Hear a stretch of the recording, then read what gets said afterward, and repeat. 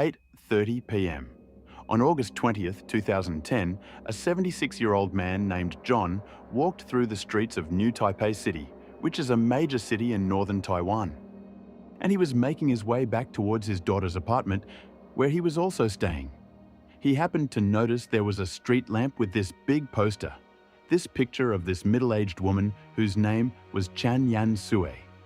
And apparently, she was missing.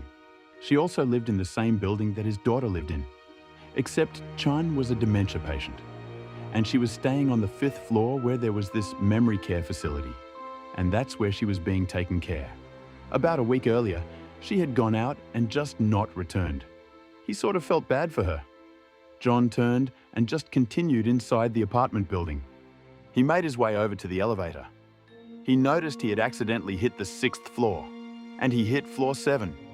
But by the time he hit floor 7, the car had come to a stop on floor 6. When the doors opened, John just began to scream.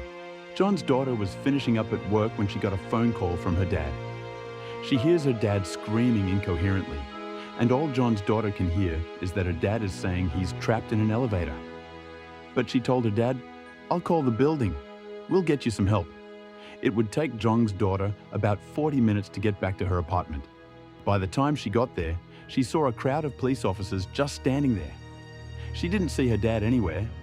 She noticed one of the officers was on the phone talking to her father.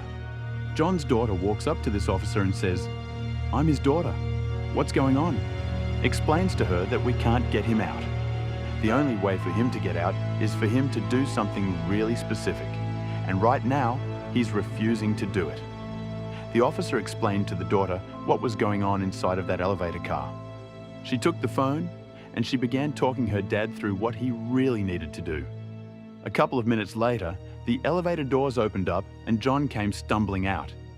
It would turn out that missing woman, she actually did come back to her apartment.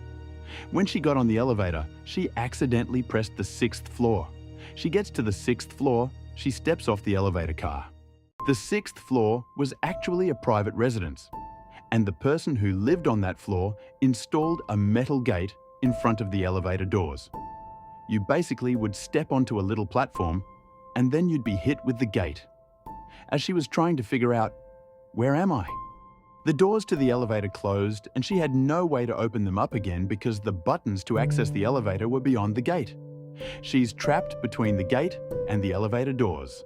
The only person who would come to the 6th floor is the owner of that residence, and they were on vacation. And after 5 days of this, she eventually died.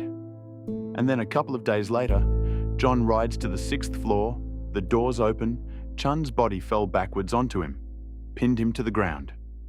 He gets out from underneath her.